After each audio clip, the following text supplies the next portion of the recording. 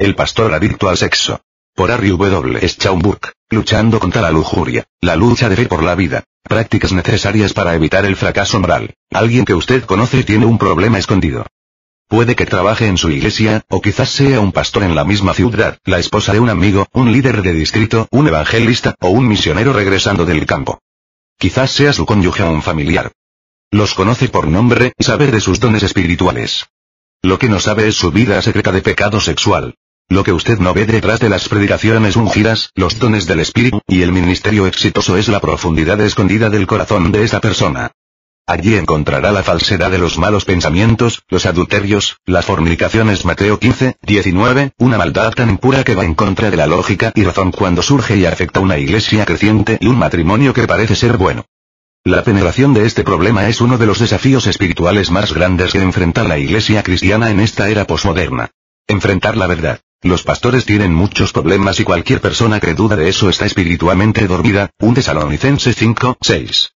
No son solamente los números que indican la seriedad del problema, sino que son parte de la naturaleza del problema. Para entender la anchura y la profundidad de esta crisis, los pastores tienen que tener el coraje de abrir las puertas cerradas de su propia vida ministerial y pedir que el Espíritu examine su corazón.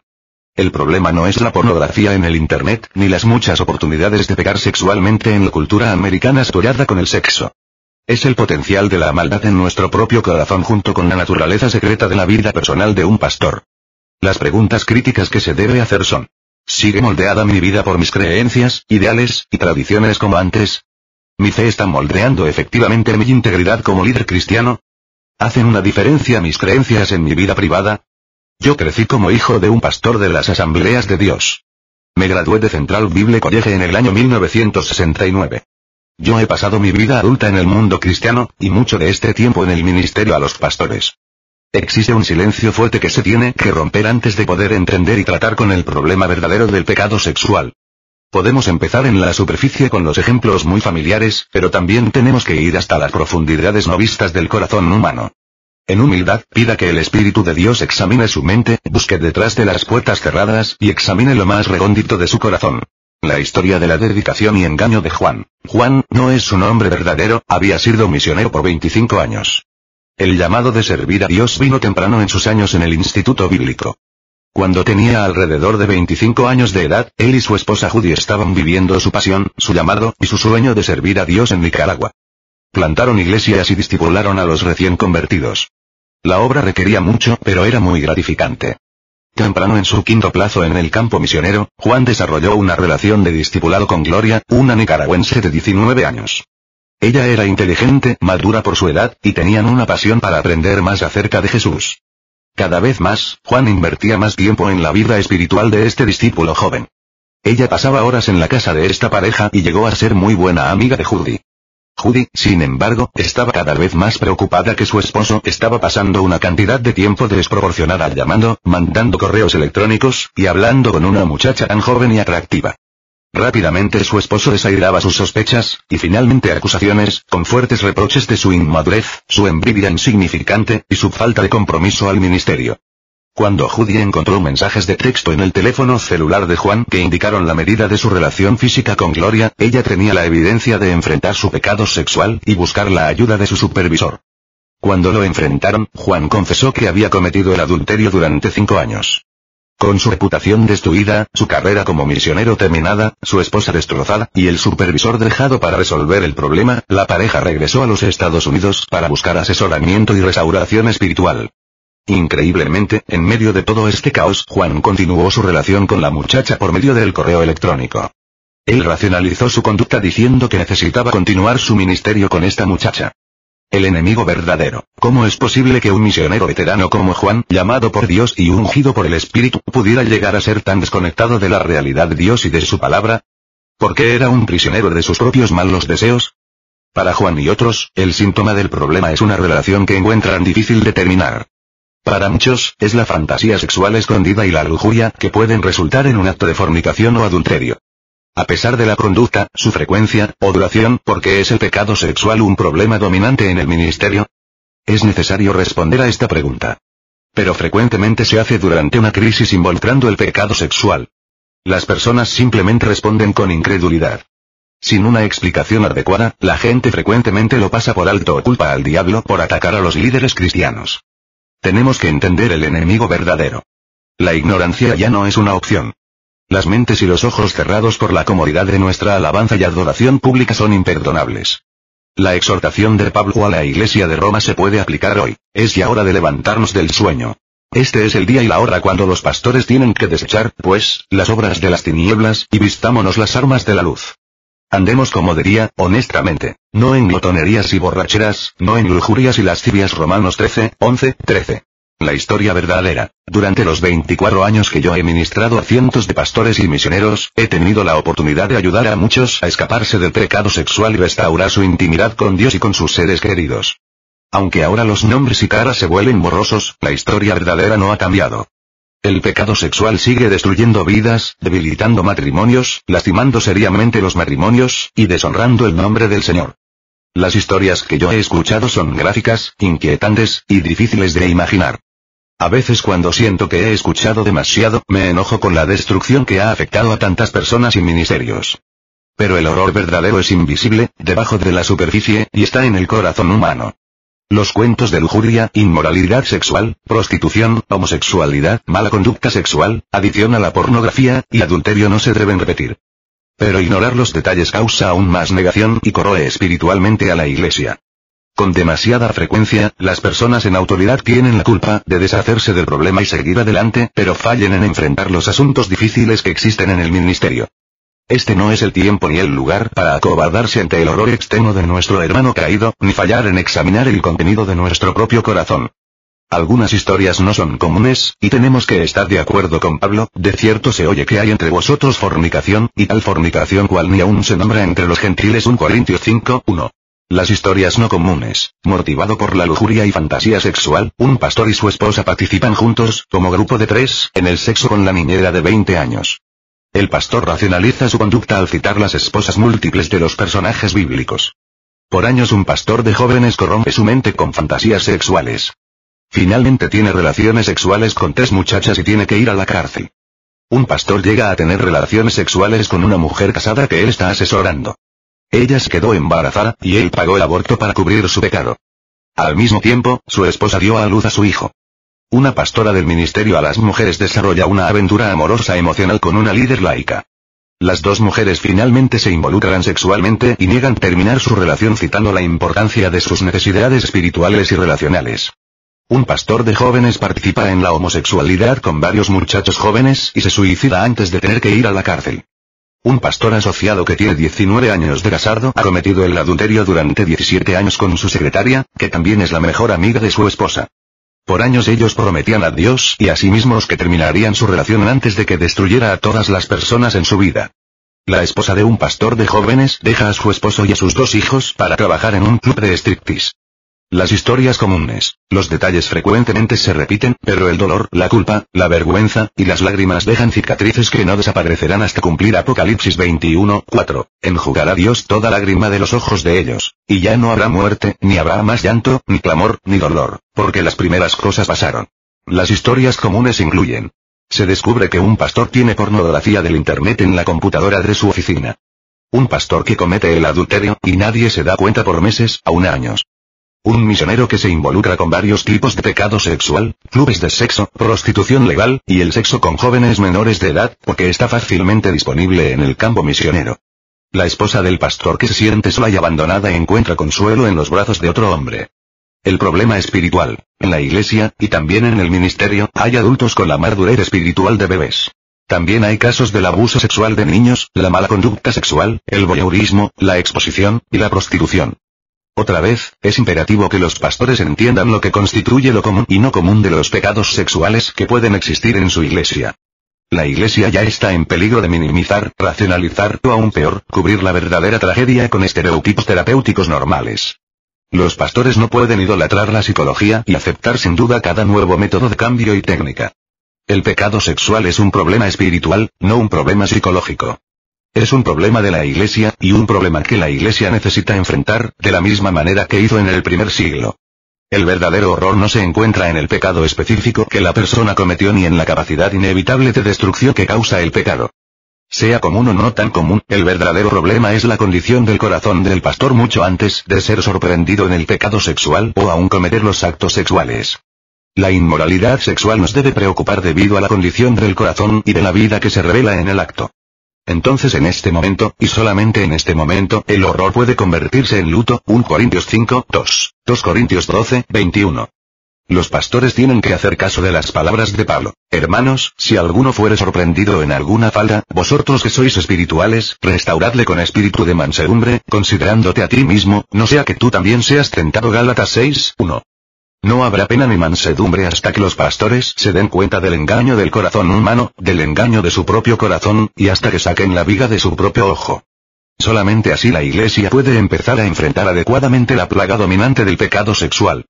Las imaginaciones del corazón. Los pastores, maestros, y líderes de la Iglesia no pueden pasar por alto el entendimiento bíblico del corazón y las imaginaciones perversas de su propio corazón.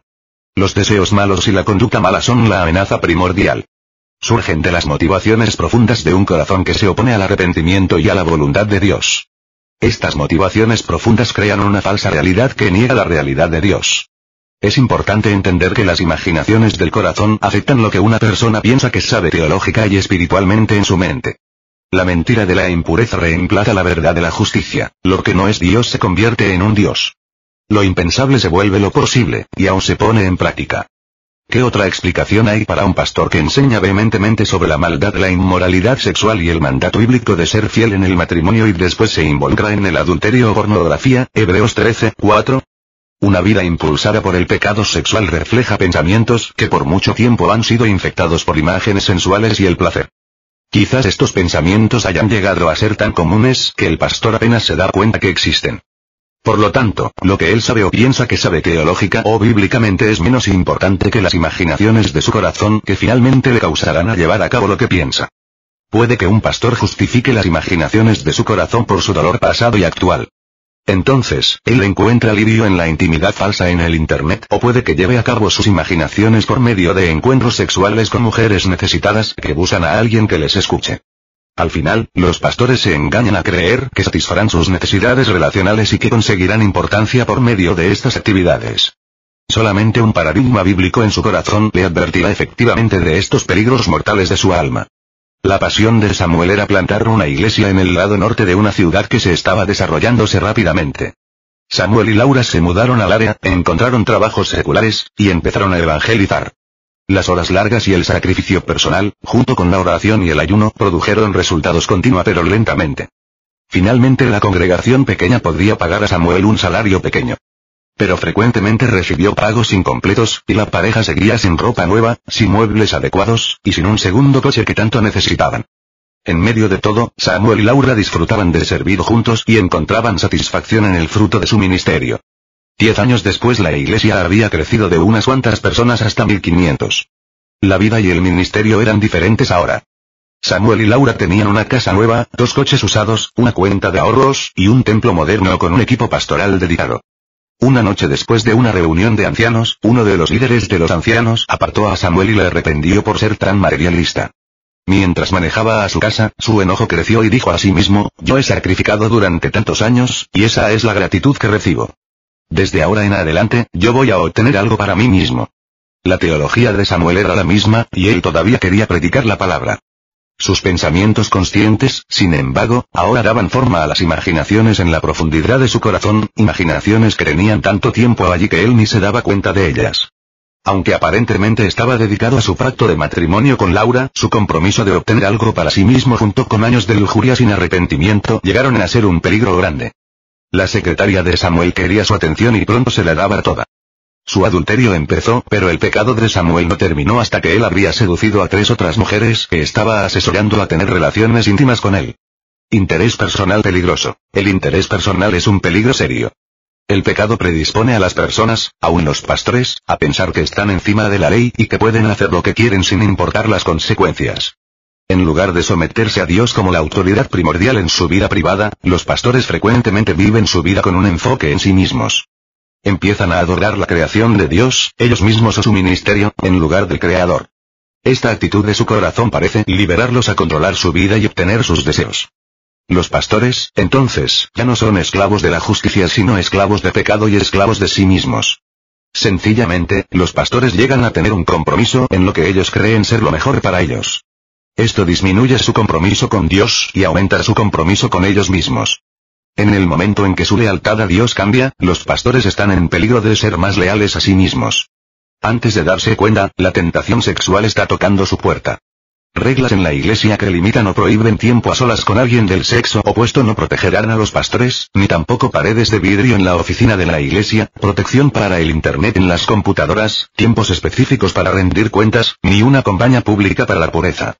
Santiago escribió, sino que cada uno es tentado, cuando de su propia concupiscencia es atraído y seducido. Santiago 1:14. La seducción del pecado sexual siempre involucra el egoísmo y el engaño de uno mismo debido a los propios deseos. La raíz del pecado se desarrolla principalmente del interés personal de uno, no simplemente de experiencias vergonzosas de la niñez. Timoteo creció en el campo misionero. Como hijo típico de misioneros, él nunca sintió que los demás lo aceptaban. No era japonés, pero hablaba y pensaba como japonés. Tenía un pasaporte de los Estados Unidos, pero cuando estaba allí, no era aceptado entre los otros niños. Timoteo empezó a consolarse con la masturbación en el internado donde estudiaba. Después de un tiempo descubrió la pornografía. Años después, cuando estudiaba a entrar al ministerio, todavía se sentía solo. Con el deseo de ser aceptado, cedió a la oferta del sexo oral cuando visitó a un salón de masaje. Justificó sus acciones al creer que todavía sería un virgen al casarse con Janet porque no había tenido relaciones sexuales. El egoísmo. Entre más alto sea el pedestal, más grande la caída. El ministerio, o aún el llamado de Dios, pueden llegar a ser pecaminosos cuando la motivación se convierte en la satisfacción personal. Cuando un pastor está tan preocupado con su ministerio que él mismo llega a ser la persona más importante en su vida personal, el ministerio ha llegado a ser un pecado para él. Los miembros de la congregación, sus familiares, su esposa, y aún Dios mismo empiezan a tener menos importancia para él que su propia opinión de sí mismo y su ministerio. Buscar la aprobación de Dios se intercambia con el buscar la aprobación del hombre cuando el deseo legítimo de ser aceptado llega a una falta de voluntad de arriesgar cualquier desaprobación. Muchas parejas pastorales que necesitan asesoramiento para tratar con el pecado sexual encajan dentro del perfil siguiente. El pastor es extravertido, entusiasta y agradable según todos los que escuchan sus predicaciones carismáticas. Pero él empieza a creer que está casado con una esposa de pastor aburrida. Ella no tiene mucha vida, ni sentimientos, ni cariño. Ella ha dado todo y ha cumplido su tarea de hacer que su esposo sea un gran hombre. Él está en un pedestal y es orgulloso, mientras vive una vida doble de pecado sexual. Su lengua de plata es una falsificación del ungimiento de Dios. Su posición en la iglesia le provee una apariencia de autoridad, posición y poder. Este hombre es dueño de la iglesia local. Él solamente toma, no da ni es mayordomo de los dones de Dios. El ministerio puede ser inseguro y frustrante, y algunos hombres obtienen seguridad al controlar y manipular a las personas en su congregación y comunidad.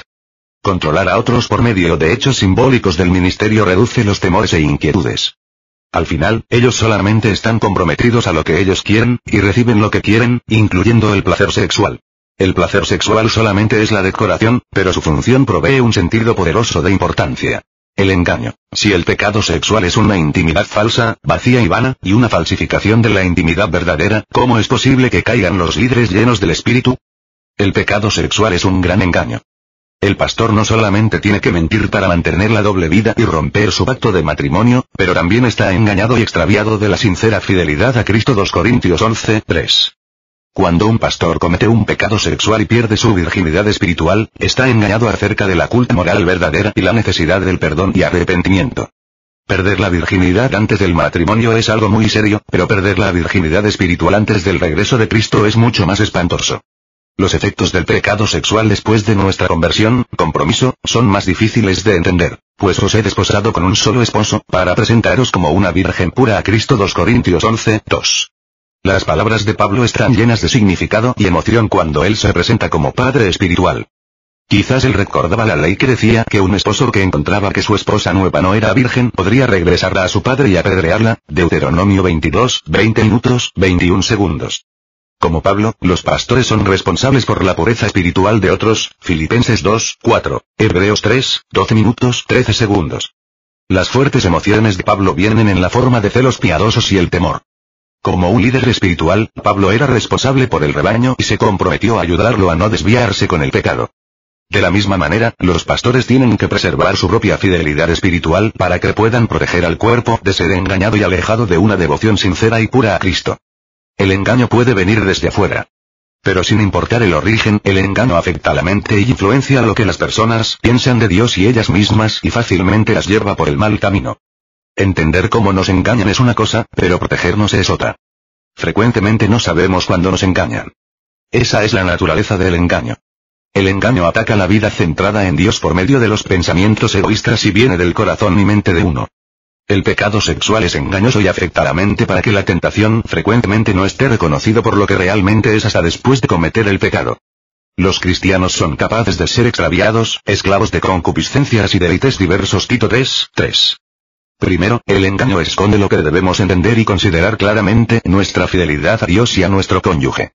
Segundo, el engaño oculta las consecuencias del pecado sexual para que nuestras mentes no entiendan sus peligros.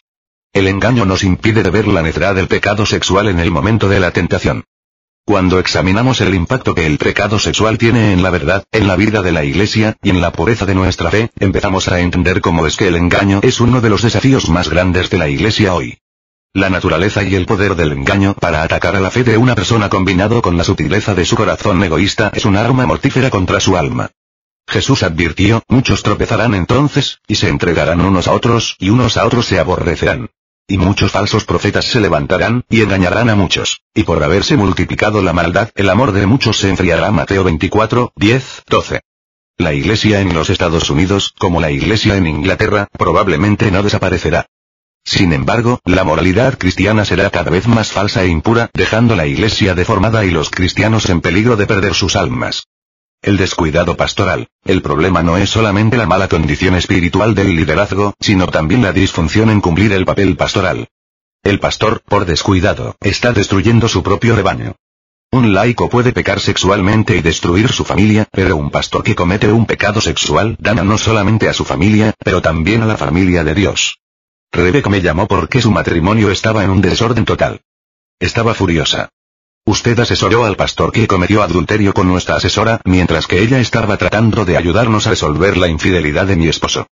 Necesitamos ayuda, pero ¿en quién podemos confiar? Ella no sabía que mientras que su pastora anterior estaba escribiendo sermones para alimentar al rebaño, también estaba escribiendo pornografía y dirigiendo a otros al pecado. Ezequiel habló del descuidado pastoral. Hijo de hombre, profetiza contra los pastores de Israel. Profetiza, y di a los pastores: así ha dicho Jehová el Señor, ay de los pastores de Israel, que se apacientan a sí mismos. ¿No apacientan los pastores a los rebaños? No fortalecisteis las débiles, ni curasteis la enferma, no vendasteis la perni quebrada, no volvisteis al redil la descarriada, ni buscasteis la perdida, sino que os habéis enseñoreado de ellas con dureza y con violencia. Y andan errantes por falta de pastor, y son presa de todas las fieras del campo, y se han dispersado. Ezequiel 34:2-4-5. Las acusaciones de Dios enfatizan el daño que resulta del severo descuidado pastoral. Sin importar la mutualidad de la relación o el consentimiento, cualquier mujer que busca ayuda pastoral tiene una necesidad, y cualquier pastor que se involucra sexualmente con ella ha tomado ventaja de su debilidad y él ha satisfecho a sí mismo.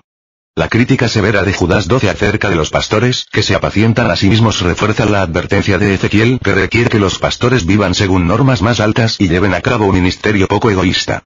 Solamente tiene que rendir cuentas cuando quiere. En el pasado un pastor era la última persona que se esperaba que cayera en pecado sexual. Esto no es cierto hoy. La vida pastoral es desconectada y aislada, y los pastores son buenos para disimular esto. Además, muchos pastores no tienen que rendir cuentas a nadie y entonces son candidatos perfectos para la tentación. Muchos se preguntan, ¿a dónde va el cuidador cuando necesita ayuda? También necesitamos preguntar, ¿a quién tiene que rendir cuentas el pastor? Alguien necesita cuestionar, amonestar, y animar al pastor. Aquí está el problema. Un pastor solamente tiene que rendir cuentas cuando quiere. Es por eso que cada serie de preguntas sobre la vida personal termina con, ¿acaba de decirme alguna mentira? ¿Y me mintió cuando le pregunté acerca de decirme alguna mentira? Una persona puede mentir y pasar un detector de mentiras. Entonces, ¿hay una solución? Sí. Pero los pastores tienen que empezar a reflexionar profundamente y permitir que otra persona vea detrás de las puertas cerradas. En una relación mutua de rendir cuentas, los dos hacen las preguntas, y las preguntas requieren respuestas honestas, no solamente una aprobación. Por ejemplo, pregunte a su esposa, ¿crees que estoy dando a Dios el primer lugar en mi vida? Pregunte a un diácono de confianza, ¿puede ver usted alguna debilidad en mi relación con mi esposa? No busque una respuesta positiva, sino busque información que indica dónde puede hacer cambios.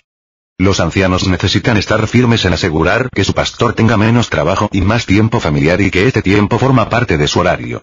Si él pone este tiempo como parte de su horario y su vida familiar todavía no cambia, pregunte por qué. El peligro es una amenaza real. Aunque los cristianos pueden pensar que la gente generalmente tiene una opinión negativa en cuanto al pecado sexual, esto ya no es el caso. La Iglesia ha entrado en una era en donde los cristianos están diciendo, la pornografía es solamente para la gratificación propia, una mujer que puede satisfacer mis necesidades emocionales y físicas descuidadas. Una esposa es para manejar el hogar y proveer la apariencia de una familia cristiana. Puede que los principios bíblicos de la sexualidad humana no sean fácilmente aceptados por los nuevos conversos ni guardados por las parejas cristianas que han crecido en la Iglesia. El problema no es simplemente una actitud débil hacia el pecado sexual ni la minimización del pecado sexual, sino una falta de reconocer el enemigo verdadero. Las consecuencias del pecado sexual entre los pastores son peores que las consecuencias de la guerra, la enfermedad, el fallo económico, o el terrorismo. Lo que sucede con las personas en esta vida es mucho menos espantoso de lo que les puede suceder en la vida venidera. Jesús dijo, no temáis a los que matan el cuerpo, y después nada más pueden hacer. Pero os enseñaré a quién debéis temer. Temed a aquel que después de haber quitado la vida, tiene poder de echar en el infierno. Sí, os digo, a este temed. Lucas 12, 4, 5. Los pastores tienen que estar entrenados a luchar en esta guerra y conocer el enemigo interno. No podemos conocer el corazón de otra persona, pero el engaño impide que las personas enfrentan la verdad de quienes son internamente. Una evaluación de la oscuridad e ignorancia del corazón de uno no se debe evitar. Una evaluación del pecado interior humilla y toma coraje y sabiduría, pero si los pastores tienen un interés en agradar al Señor, conocer su voluntad, Efesios 5, 10 minutos, 17 segundos, y evitar la conducta pecaminosa que entristece al Espíritu Santo, Efesios 4, 30, tienen que aceptar este desafío. Arrogancia. Fallarán los pastores en seguir los principios bíblicos y vivir según una espiritualidad que sigue evitando el problema del pecado sexual. Los pastores tienen que enfrentar cualquier cosa en su corazón y en los corazones de otros que da un consuelo falso y que los desconecta de las advertencias bíblicas, Hebreos 13, 4. Cuando Pablo enfrentó el pecado sexual en Corinto, el problema era más que la existencia del pecado sexual y como el conocimiento del problema se difundía. El mayor problema era que la Iglesia no tomó ninguna acción para corregir la inmoralidad. El problema de la Iglesia era arrogancia, 1 Corintios 5, 2. La arrogancia ciega al corazón y mente e impide que uno vea su propia condición espiritual o la condición espiritual de su hermano o hermana. El estilo de espiritualidad de Corinto produce una insensibilidad hacia el pecado. Esta insensibilidad hacia el pecado disminuye las consecuencias del pecado sexual en la mente de los que tienen una vida en el espíritu. Como los corintos, los pastores no pueden permitir que su espiritualidad llegue a ser autosuficiente en lugar de dependiente de la obra completa de Cristo. Un pastor dijo en una sesión de consejería, todos mis intentos de controlar mi pecado sexual fracasaron. La oración, el ayuno y echar fuera demonios no funcionaron. No podía liberarme. Yo tenía que examinarme a mí mismo y reconocer mi falta de intimidad con Dios. Yo estaba sustituyendo mi sed por Dios con otras cosas. Simplemente yo no conocía a Dios. Yo había sido engañado por un deseo superficial de satisfacer a mí mismo.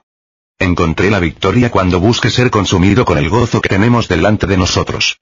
Busque la realidad. La lucha interna con el enemigo será difícil, pero guardar los mandamientos bíblicos de pureza no será una carga si los siervos de Dios prefieren su santidad ante otras cosas. 1 Juan 5, 3. Al hacer esto, la meta del pastor no es simplemente evitar el pecado sexual, sino participar en la naturaleza divina. Podemos hacer esto porque como todas las cosas que pertenecen a la vida y a la piedad nos han sido dadas por su divino poder, mediante el conocimiento de aquel que nos llamó por su gloria y excelencia, por medio de las cuales nos ha dado preciosas y grandísimas promesas, para que por ellas llegaseis a ser participantes de la naturaleza divina, habiendo huido de la corrupción que hay en el mundo a causa de la concupiscencia. 2 Pedro 1, 3, 4. La satisfacción temporal totalmente desaparecerá cuando los pastores responden al llamado radical de buscar la satisfacción completa en Dios. Es un llamado de gozo, libertad y fidelidad de sacrificio a Dios y otros. Siempre es verdad. Cuando una persona busca encontrar vida por medio de sus propias ilusiones de la satisfacción, pierde su vida. Cuando una persona busca perder su vida en la realidad de la gloria de Dios, encontrará vida.